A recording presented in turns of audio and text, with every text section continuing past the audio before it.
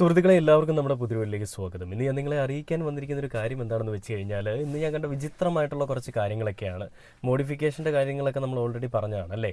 അതായത് ഇന്ന് ഞാൻ കണ്ട ആരോഗ്യ മേഖലയിലെ അല്ലെങ്കിൽ ആരോഗ്യ മേഖലയെ കൈപിടിച്ചുയർത്താനായിട്ട് മുന്നിലേക്ക് നിൽക്കുന്ന നമ്മുടെ കെ മുരളീധരൻ എന്ന് പറയുന്ന നമ്മുടെ പുതിയ ആരോഗ്യമന്ത്രി. മുൻപാരായിരുന്നു നമ്മുടെ വീണ ജോർജ് ആയിരുന്നു അല്ലേ. ശ്രീമതി വീണ ജോർജ് ഇരിക്കുന്ന സമയത്ത് ആരോഗ്യ മേഖല വലിയ പ്രശ്നത്തിലേക്കായിരുന്നു. ഒരുപാട് സിസ്റ്റത്തിൻ്റെ എററുകളും സിസ്റ്റത്തിൻ്റെ പിഴവുകളും ഒക്കെ വന്നതിന് ശേഷം ഒരുപാട് രോഗികൾക്ക് അവരുടെ ജീവൻ നഷ്ടപ്പെടുന്നതും ഒരുപാട് സംഭവങ്ങൾ ഉണ്ടാകുന്നതുമായിട്ടുള്ള കാഴ്ചകളൊക്കെ നമ്മൾ കണ്ടിരുന്നു. വയറിനുള്ളിൽ കത്രിക കുടുങ്ങിയ സംഭവങ്ങളടക്കം ഒരുപാട് ബുദ്ധിമുട്ടുകൾ നിറഞ്ഞ ഒരുപാട് കാര്യങ്ങൾ നമ്മൾ കണ്ടിരുന്നു. ഈ സമയങ്ങളിലൊക്കെയും നമ്മൾ അതിരൂക്ഷമായിട്ട് തന്നെയാണ് വീണ ജോർജ് എന്ന് പറയുന്ന ഒരാളിനെ പറ്റിയും പിണറായി വിജയൻ എന്ന് പറയുന്നൊരു സർക്കാരിനെ പറ്റി, അല്ലെ പിണറായി വിജയൻ അടങ്ങുന്ന ഒരു സർക്കാരിനെ പറ്റി നമ്മൾ പറഞ്ഞിരുന്നത്. എന്നാൽ ഇന്ന് UDF എന്ന് പറയുന്ന ഒരു സർക്കാർ അല്ലെങ്കിൽ UDF എന്ന് പറയുന്ന ഒരു പാർട്ടി അധികാരത്തിൽ വന്നതിന് ശേഷം ഒരുപാട് ആളുകൾ അവരുടെ ഓരോ മന്ത്രിമാരായിട്ട് സ്ഥാനമേൽക്കുകയുണ്ടായി. അതിൽ വിദ്യാഭ്യാസ മന്ത്രി അടക്കം, ഈ പറയുന്ന ആരോഗ്യ മേഖലയിലുള്ള ആരോഗ്യ വകുപ്പ് മന്ത്രി അടക്കം ഒരുപാട് ആളുകളൊക്കെ ഉണ്ട്. അപ്പോൾ ഇതിൽ ഞാൻ കണ്ട ചില കാര്യങ്ങളുണ്ട്. ഈ പറയുന്ന നമ്മുടെ വി ശിവൻകുട്ടി എന്ന് പറയുന്ന ഒരു മനുഷ്യനെ വിദ്യാഭ്യാസ വകുപ്പ് മന്ത്രി ആക്കിയ സമയത്ത് കുറേ കൊങ്ങികളുടെ കൂട്ടത്തിലും സംഘികളുടെ കൂട്ടത്തിലുള്ളവരുമൊക്കെ, ഇനിയിപ്പോൾ ഒരാളെന്ന് പറഞ്ഞാൽ മതി, ഇപ്പോൾ കൊങ്ങിയെന്നോ സംഘിയെന്നോ എടുത്ത് പറയേണ്ട ആവശ്യമില്ല. സംഘി എന്ന് പറഞ്ഞാലും കൊങ്ങിയാണ്, കൊങ്ങി എന്ന് പറഞ്ഞാലും സംഘിയാണ്. രണ്ടും ഒരേ അമ്മ പെറ്റ രണ്ട് മക്കളെന്നൊക്കെ വേണമെങ്കിൽ നമുക്ക് പറയാം. അതിപ്പോൾ ഒറ്റ മക്കളായിട്ട് അവർ പ്രവർത്തിച്ചുകൊണ്ടിരിക്കുകയാണ്. അപ്പോൾ അങ്ങനെ ഇവരെല്ലാവരും മെഴുകിയത് വിദ്യാഭ്യാസമില്ലാത്ത ഒരു മന്ത്രിയായിട്ട് അല്ലെങ്കിൽ വിദ്യാഭ്യാസമില്ലാത്ത ഒരുത്തനെ വിദ്യാഭ്യാസ വകുപ്പ് മന്ത്രിയായിട്ട് ഇരുത്തിയിരിക്കുന്നു എന്ന് പറഞ്ഞിട്ടാണ്. അപ്പോൾ നമ്മൾ ഈ കഴിഞ്ഞ ദിവസം കണ്ടതാണ്, ഒരു പിള്ളേരുടെ മാർക്കിനെ പറ്റി അല്ല ശതമാനങ്ങളെയൊക്കെ പറ്റി സംസാരിക്കുമ്പോൾ 1,09,1010 എന്നൊക്കെ പറഞ്ഞുകൊണ്ട് മെഴുകുന്ന ഒരു കാഴ്ച നമ്മൾ കണ്ടതാണ്. വിദ്യാഭ്യാസം കൂടിപ്പോയൊരു വിദ്യാഭ്യാസ വകുപ്പ് മന്ത്രിയുടെ ഒരു തരം മെഴുകലെന്നൊക്കെ വേണമെങ്കിൽ നമുക്കത് പറയാം. എന്തായാലും കുഴപ്പമില്ല, ചിരിക്കുന്നുണ്ടല്ലോ. അപ്പോൾ അങ്ങനെയാണ് നമ്മൾ ആ കാര്യങ്ങൾ കണ്ടത്. എന്നാൽ ഇന്ന് ഞാൻ കണ്ട വിചിത്രമായൊരു കാഴ്ച എന്ന് പറഞ്ഞു കഴിഞ്ഞാൽ, ആരോഗ്യ വകുപ്പ് മന്ത്രിയായിട്ടിരിക്കുന്ന കെ മുരളീധരൻ്റെ ഒരു വിചിത്രമായിട്ടുള്ളൊരു സംഭാവന അല്ലെ വിചിത്രമായിട്ടുള്ളൊരു സംവാദം. ഒരു ഡോക്ടർ, തൃശ്ശൂർ ഒരു PG ഡോക്ടർ ഒരു പാമ്പ് കൊത്തി മരണപ്പെടുകയുണ്ടായി. അതിൻ്റെ പ്രശ്നങ്ങളൊന്നും ആരോഗ്യ വകുപ്പിൻ്റെയോ അല്ലെങ്കിൽ അതിൻ്റെ അധികൃതരുടെയോ ആ ശ്രദ്ധയിൽ പെടുന്നതോ അല്ലെങ്കിൽ അവർ നോക്കി നടത്തേണ്ടതോ ആയിട്ടുള്ള കാര്യങ്ങളൊന്നുമല്ല. ആ കൊച്ചു പോയിട്ട് അല്ലെ ആ ഒരു ഡോക്ടർ പോയിട്ട് പാമ്പിൻ്റെ ദേഹത്ത് ചവിട്ടിയെന്നേ. പാമ്പിൻ്റെ ദേഹത്ത് ചവിട്ടിയാൽ പിന്നെ പാമ്പ് കടിക്കാതിരിക്കുമോ? പാമ്പ് കയറി കടിച്ചു, അച്ഛനും പൂച്ചനും കടിച്ചു. അങ്ങനെ അതുകൊണ്ട് പുള്ളിക്കാരി അങ്ങ് മരണപ്പെട്ടു പോയി എന്നുള്ള രീതിയിൽ ഒരു നിസ്സാരം, ഒരു എന്താ പറയുക, പട്ടി എത്തതുപോലെയോ അല്ലെ പൂച്ച എത്തതുപോലെയൊക്കെയുള്ള ഒരു ലാഘവത്തോടു കൂടിയാണ് ഈ ഒരു ആരോഗ്യ വകുപ്പ് മന്ത്രി ഈ ഒരു കാര്യങ്ങളെ പറ്റി പറയുന്നത്. ഞാനിത് പറയുമ്പോൾ നിങ്ങൾ പറയാൻ തെളിവില്ല എന്നുള്ളത്. അപ്പോൾ ഞാൻ എന്തായാലും നിങ്ങളെ തെളിവ് കാണിച്ചു തരാം. ഒരു വീഡിയോ സൈഡിൽ നോക്കിക്കോ, കാണാം. ഈ തൃശ്ശൂർ മെഡിക്കൽ കോളേജിൽ വെച്ചൊരു PG വിദ്യാർത്ഥിനിയെ പാമ്പ് കടിച്ചത് അവിടെ കഴിഞ്ഞ 30-ാം തീയതി ഞങ്ങള് എല്ലാ മെഡിക്കൽ കോളേജുകളും ക്ലീൻ ആക്കി വെക്കുക എന്നുള്ളതിന്റെ ഒരു തുടക്കം പദ്ധതി ഉണ്ടായിരുന്നു. ആ തുടക്കം പദ്ധതിയിൽ ആ മെഡിക്കൽ കോളേജിലെ കാടുകളൊക്കെ വെട്ടിത്തെളിയിച്ചപ്പോ ഒരു പാമ്പ് രക്ഷപ്പെട്ട് ഒരു കാറിന്റെ ടയറിന്റെ അടിയിൽ പതുങ്ങിയിരിക്കുകയായിരുന്നു. ഞങ്ങൾ വെട്ടുന്ന കണ്ടപ്പോൾ ആ പാമ്പ് എന്താ ചെയ്തതെന്ന് വെച്ച് കഴിഞ്ഞാൽ ഒരു കാറിൻ്റെ ടയറിൻ്റെ അടിയിൽ പോയി പമ്മിയിരുന്നു കേട്ടോ. അത് മര്യാദയ്ക്ക് പോയി ഒളിച്ചിരുന്നു. ആ പാമ്പ് അവിടെ വന്നൊന്നൊരു പ്രശ്നമൊന്നുമില്ല. കാടൊക്കെ ഞങ്ങൾ വെട്ടി തെളിച്ചപ്പോൾ അത് ഓടിപ്പോയി അവിടെ പമ്മി അങ്ങിരുന്നു. സാറ്റ് കളിക്കാൻ വേണ്ടി പോയതാ. അതേസമയം ഈ ഡോക്ടർ പോയപ്പോൾ കണ്ടില്ല, പക്ഷെ അതിനെ കിറങ്ങി ചവിട്ടി. എന്തൊരു മണ്ടത്തരമാണ് ഈ വിളിച്ച് പറയുന്നത്. ഹേ കണ്ടു നോക്കാം. വിദ്യാർത്ഥിനി വന്ന് കാറിൽ കയറുന്നതിന് മുമ്പ് അതിന്റെ മേത്ത് ചവിട്ടി. പാമ്പിനെ ചവിട്ടിയാൽ തിരിച്ചു കൊത്തുമല്ലോ. ഓ ശരിയാണ്, അങ്ങനെ കൊത്തിയതാണ് സാർ. അല്ലാതെ അങ്ങ് ഉദ്ദേശിച്ച പോലെ ഓപ്പറേഷൻ തിയേറ്ററിന്റെ അകത്ത് വെച്ച് ഒരു ഡോക്ടറെ പാമ്പ് കൊത്തിയിട്ടില്ല. അങ്ങേക്ക് തന്നെ അറിയാം. അങ്ങനെ വല്ല ന്യൂസും ഉണ്ടെങ്കിൽ ഇവിടുത്തെ ചാനലുകൾ അത് വലിയൊരു വാർത്തയാക്കുമല്ലോ. എങ്ങനെയാണ് മുരളീധരൻ സാറേ ഇവിടുത്തെ ചാനലുകൾ അങ്ങനെ വലിയ വാർത്തയാക്കുന്നത്? നിങ്ങൾ അധികാരത്തിൽ വന്നതിന് ശേഷം എത്രയൊക്കെ കാര്യങ്ങളാണ് നമ്മുടെ ചാനലുകളൊക്കെ കണ്ണടച്ച് വിടുന്നത്. വിദ്യാഭ്യാസ മേഖല തകർന്നു പോകുന്നതിനെ പറ്റി നമ്മുടെ മാപ്രകൾക്കൊന്നും പറയാനില്ല.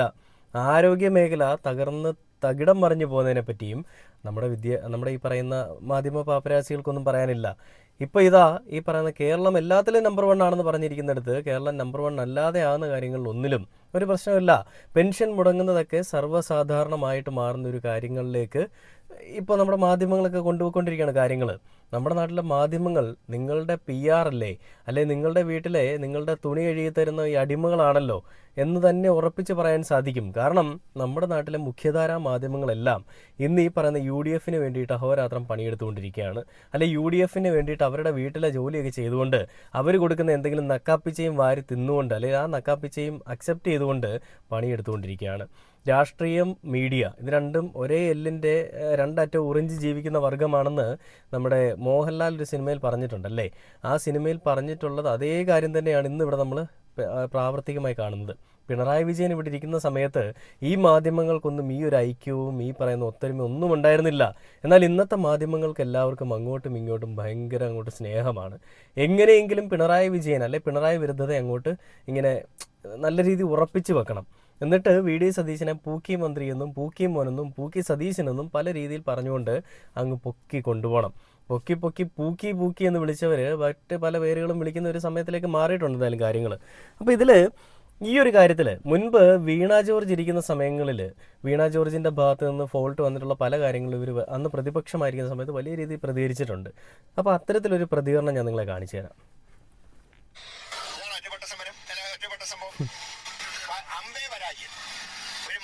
കേരളത്തിലെ ആരോഗ്യമന്ത്രിമാരുടെ കൂട്ടത്തിൽ വട്ടപൂജ്യം കിട്ടുന്ന മാർക്കാണ് ഈ മന്ത്രിക്ക്. തൃശൂർ മെഡിക്കൽ കോളേജിൽ ഡോക്ടർക്ക് പാമ്പ് കടിയേറ്റു. പീഡിയാട്രിക് വിഭാഗത്തിലെ ഡോക്ടർ ശ്രേയയുടെ കാലിൽ പാമ്പ് കടിക്കുകയായിരുന്നു. മഞ്ചേരി മെഡിക്കൽ കോളേജിൽ ഗുരുതര ചികിത്സാ പിഴവെന്ന് പരാതി. ശസ്ത്രക്രിയക്കിടെ 73കാരുടെ കാലിലെ ഞരമ്പ് മുറിഞ്ഞു. കാലുവേദനയെ തുടർന്നാണ് നിലമ്പൂർ ചുങ്കത്തറ സ്വദേശി. ഇപ്പം നിങ്ങൾ ഈ കാണുന്ന വാർത്ത UDF അധികാരത്തിൽ വന്നതിന് ശേഷമുള്ളതാണ്. അതായത് പുതിയ ആരോഗ്യ വകുപ്പ് മന്ത്രി ചാർജ് എടുത്തതിന് ശേഷമുള്ളതാണ്. മഞ്ചേരി മെഡിക്കൽ കോളേജിൽ ചികിത്സ തേടിയത്. സർജറിക്ക് ശേഷം ഗുരുതരാവസ്ഥയിലായ വയോധികയെ കോഴിക്കോട് മെഡിക്കൽ കോളേജിൽ പ്രവേശിപ്പിച്ചു. കോഴിക്കോട് മെഡിക്കൽ കോളേജിൽ നടത്തിയ പരിശോധനയിലാണ് ഞരമ്പ് മുറിഞ്ഞതായി കണ്ടെത്തിയത്. എറണാകുളം ജനറൽ ആശുപത്രിയിലെ ചികിത്സാ പിഴവിൽ റിപ്പോർട്ട് തേടുന്ന എറണാകുളം വരെ എത്തി. സംഭവത്തിൽ ഡോക്ടർമാർക്ക് പറയാനുള്ളത് കൃത്യമായി കേൾക്കും.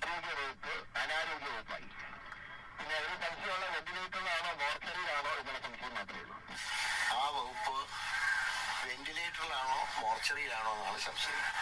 ഇന്നൊരു സാധാരണക്കാരായിട്ടുള്ള ആളുകൾക്ക് രോഗം വന്ന രോഗികൾക്ക് ആശുപത്രി ഇതൊക്കെ വി മുരളീധരൻ അന്ന് പറഞ്ഞ കാര്യങ്ങളാണ്.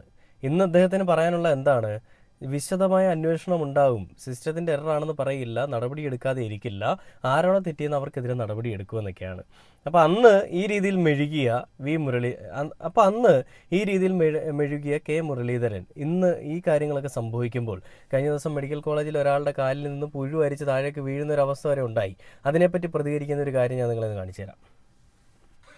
വീഴ്ചയാണ് ഇപ്പോൾ മെഡിക്കൽ കോളേജിൽ സംഭവിച്ചിരിക്കുന്നത്. ICUവിൽ കിടന്ന ഒരു രോഗിയുടെ കാലിലാണ് പുഴു വരിച്ചിരിക്കുന്നത്. ഇത് വലിയ വീഴ്ച തന്നെ. അതിനെ കുറിച്ച് ഞങ്ങൾ അന്വേഷിക്കാൻ വേണ്ടി പിന്നെ പുഴുവിനെ പിടിച്ചിട്ട് DNA ടെസ്റ്റ് നടത്തുന്നുണ്ട്. എവിടുന്ന് വന്നതാണ്, എവിടുന്നാണ് അതിൻ്റെ ഒറിജിൻ അല്ലെ ഉത്ഭവം, എവിടുന്നാണ്, ആരുടെ മക്കളാണ് എന്നൊക്കെ ഇങ്ങനെയുള്ളൊരു പഠനം ഞങ്ങൾ നടത്തിക്കൊണ്ടിരിക്കുകയാണ്. ഈ ശാസ്ത്രീയ വശങ്ങൾ എന്നൊക്കെ പറയുന്ന സാധനം ഉണ്ടല്ലോ, അത് ഞങ്ങൾ നടത്തിക്കൊണ്ടിരിക്കുക. അതൊക്കെ കഴിയുമ്പം അതിൻ്റെ നിഗമനത്തിനൊടുവിൽ അത് പുഴു തന്നെയായിരുന്നു ഞങ്ങൾ സ്ഥിരീകരിക്കും. എന്നാൽ ഇതെന്താണ് സംഭവിച്ചിരിക്കുന്നതെന്ന് മനസ്സിലാക്കാനായിട്ട് സാമാന്യ ബോധമില്ലേ ആരോഗ്യ വകുപ്പ് മന്ത്രി കെ മുരളീധരൻ സാറേ? വീണ ജോർജ് ഇരിക്കുമ്പോൾ നിങ്ങൾ രാജിവെക്കണമെന്ന് പറഞ്ഞുകൊണ്ട് വീണ ജോർജ് മാത്രം രാജിവെച്ചാൽ പോരാ, നമ്മുടെ പിണറായി വിജയൻ എന്ന് പറയുന്നൊരു മുഖ്യമന്ത്രി വരെ രാജിവെക്കണം എന്ന് പറഞ്ഞുകൊണ്ടായിരുന്നല്ലോ മെഴുകിയത്. എന്താ ഇപ്പോൾ രാജിയൊന്നും വേണ്ടേ? ഈ പാപ്പരാസികൾക്ക് എന്ത് രാജി വേണ്ടേ? നിങ്ങൾക്കിപ്പോഴും ഈ കെ മുരളീധരൻ എന്ത് ചെയ്താലും അതെല്ലാം ശരിയാണ്. കെ മുരളീധരൻ മാത്രമല്ല, പൂക്കി സതീശൻ അടക്കമുള്ള ആളുകൾ എന്ത് ചെയ്താലും നല്ലതാണെന്നല്ലേ നിങ്ങൾ പറയുന്നത്? ബാക്കി മെഴുകുകളൊന്ന് കേട്ടു നോക്കാമേ. കമ്മിറ്റിയെ ചുമതലപ്പെടുത്തിയിട്ടുണ്ട്. മെഡിക്കൽ കോളേജിന്റെ വൈസ് പ്രിൻസിപ്പൾ പ്രിൻസിപ്പളിൽ നിന്ന് ട്രാൻസ്ഫറായി.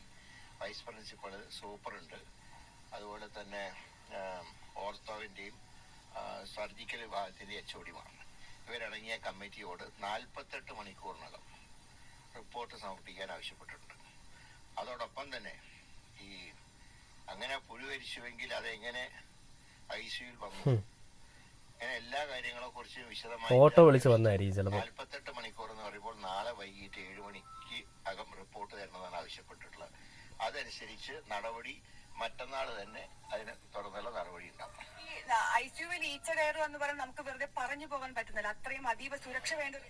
അത് അന്വേഷിക്കും. അതോടൊപ്പം തന്നെ ഇവരോട് മോശമായി പെരുമാറിയ സ്റ്റാഫിനെ കൗൺസിലിങ്ങിന് വിധേയമാകും.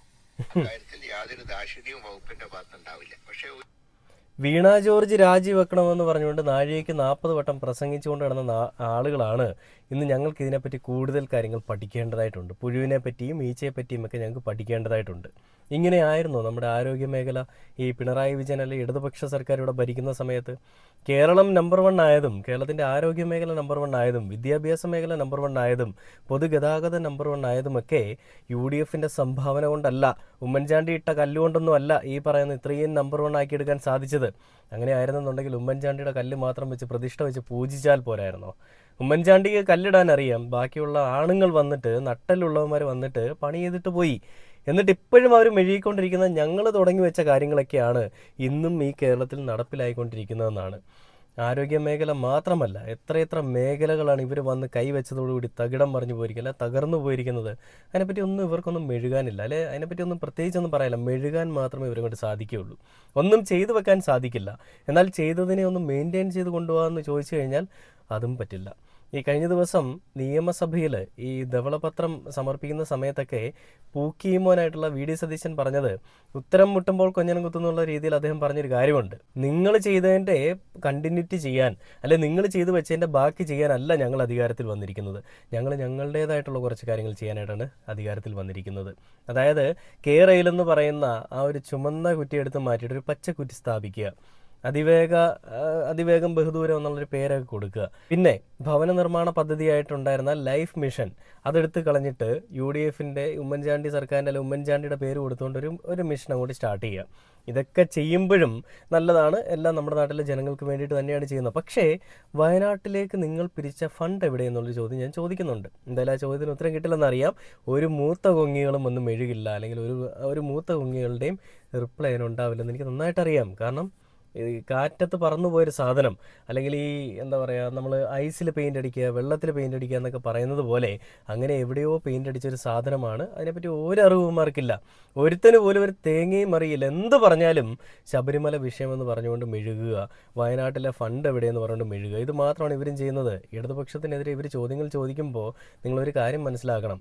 ഈ കൈയില്ലാത്തവൻ വിരലില്ലാത്തവനെ കളിയാക്കുന്നു എന്ന് പറയുന്നൊരു വ്യത്യാസം അവിടെയുണ്ട്.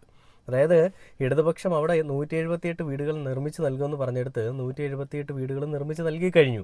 ഇപ്പോഴും 100 വീടുകൾ വെച്ച് കൊടുക്കുമെന്ന് പറഞ്ഞ കോൺഗ്രസിൻ്റെ വീടിൻ്റെ പണികളൊന്നും എങ്ങുമായിട്ടില്ല. അപ്പോൾ വീണ്ടും UDF ഈ ജനങ്ങളെ പറ്റിക്കുകയല്ലേ?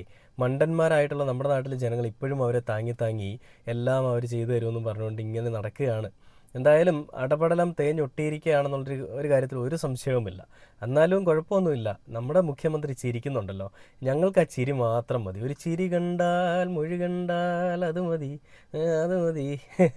എന്ന് പറയുന്നത് പോലെ പൂക്കി സതീശിൻ്റെ ചിരി നേരം വെളുത്താൽ വൈകോളം ആ ചിരി കണ്ടാൽ മാത്രം മതി എന്ന് പറഞ്ഞുകൊണ്ടിരിക്കുന്ന നമ്മുടെ നാട്ടിലെ ഈ മണ്ടന്മാരായിട്ടുള്ള ജനങ്ങൾ ഒന്നും കിട്ടാൻ പോകുന്നില്ല എന്നുള്ളത് ഞാൻ നിങ്ങളുടെ അടുത്ത് എടുത്ത് പറയാം. ഞാൻ ഇന്നലെയും പറഞ്ഞു, നിങ്ങൾ എവിടെയെങ്കിലും എഴുതി വെച്ചോ, എടുത്ത് ഞാൻ പറയുകയാണ്, നിങ്ങൾക്കൊരു കോപ്പും കിട്ടാൻ പോകുന്നില്ല. കിട്ടാൻ പോകുന്നുള്ളത് ആർക്കാണ്? കിട്ടത്തില്ല നമ്മൾ പറയുമ്പോൾ ഒരു സൈഡിൽ ഒരാൾക്ക് കിട്ടുന്നുണ്ട് കേട്ടോ. ആർക്കാണ്? ഈ പാർട്ടിയിലുള്ള അണികൾക്കും അവരുടെ നേതാക്കന്മാർക്കുമൊക്കെ എല്ലാം കിട്ടും. അവരുടെ വീടുകളിലൊക്കെ എല്ലാം ആവും. കുടിലിൽ കിടക്കുന്നവന്മാരൊക്കെ ബംഗ്ലാവിൽ താമസിക്കാൻ തുടങ്ങും. പല രീതിയിലുള്ള മാറ്റങ്ങൾ, വികസനങ്ങളെല്ലാം അവരവരുടെ വീടുകളിൽ മാത്രം കാണും. അത് നെപ്പോട്ടിസം എന്നൊക്കെ പറയത്തില്ല, നമ്മൾ ഈ ബന്ധു നിയമനം എന്നൊക്കെ പറയില്ല. പിൻവാതിൽ നിയമനത്തിനേക്കാൾ ഏറ്റവും കൂടുതൽ വലിയ പ്രസക്തിയുള്ള കാര്യമാണ് ഈ പറയുന്ന മുൻവാതിൽ നിയമനം എന്നൊക്കെ പറയുന്നത്. ഇത് വീടിൻ്റെ മുന്നിലെ വാതിൽ തുറന്നു കൊടുത്തിട്ട്, മോനെ കയറി വാടാ, നീ എൻ്റെ സഹോദരിയുടെ ഭർത്താവാ, നീ എൻ്റെ അച്ഛൻ്റെ മോനാ, നീ എൻ്റെ ചേട്ടൻ്റെ മോനാ, എൻ്റെ ചേട്ടൻ്റെ അനിയൻ എന്നൊക്കെ പറഞ്ഞുകൊണ്ട് ഒരു നിയമനം കൊടുക്കുന്ന രീതിയിലൊക്കെ ഇവരിങ്ങനെ ചെയ്യുന്നുണ്ട്. പിന്നെ സ്വാഭാവികമായിട്ടും അവരുടെയൊക്കെ കരങ്ങളിലേക്ക് ഫണ്ടും പോകണ്ടേ? എൻ്റെ മോനെ, പൂക്കി സതീശൻ എല്ലാം കണ്ടിട്ട് തന്നെയാണ് കളിക്കുന്നത്. ഇതൊന്നും മനസ്സിലാവാത്ത മണ്ടന്മാർ അയാളെ ന്യായീകരിച്ച് മെഴുകിക്കൊണ്ടിരിക്കും. എന്തായാലും എത്രയൊക്കെ ന്യായീകരണങ്ങളും എത്രയൊക്കെ മെഴുകലുകളും വന്നാലും നീയൊക്കെ കാണിക്കുന്ന മണ്ടത്തരങ്ങളും നീയൊക്കെ കാണിച്ചുകൊണ്ടിരിക്കുന്ന ഓരോ പോക്രിത്തരങ്ങളും എല്ലാം ഹൈലൈറ്റ് ചെയ്യാനായിട്ട് ഞങ്ങളിവിടെ ഉണ്ടാവും. എത്രയൊക്കെ കേസെടുത്തെന്ന് പറഞ്ഞാലും എത്രയൊക്കെ പ്രശ്നങ്ങൾ ഉണ്ടാക്കിയെന്ന് പറഞ്ഞാലും ഇത് തന്നെ പറഞ്ഞുകൊണ്ടേയിരിക്കും. Okay, by.